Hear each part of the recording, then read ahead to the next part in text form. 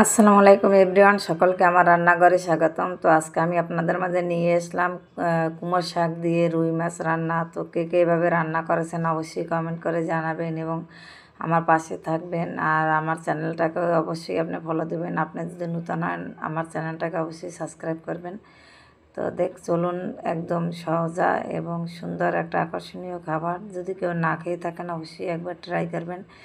শাক দিয়ে রুই মাছ। তো এখানে আমি পেঁয়াজ বাটা, রসুন বাটা, আদা বাটা, জিরা বাটা, হলুদ মরিচ দিয়ে প্রথমে এই মশলাটাকে সুন্দর করে একটু কষিয়ে নেব এবং সুন্দরভাবে কষিয়ে নেওয়া হয়ে গেলে এর মাঝে কিন্তু আমি সেই কুমড়ো শাকগুলোকে দিয়ে দেবো। কুমড়ো শাকগুলো দিয়ে একটু সামান্য পরিমাণ নেড়ে চেড়ে এর ভিতরে আমি সেই আমার ভেজে রাখা রুই মাছগুলোকে এর ভিতরে দিয়ে দেব এবং সারাটা ঢাকনাটা দিয়ে দেব।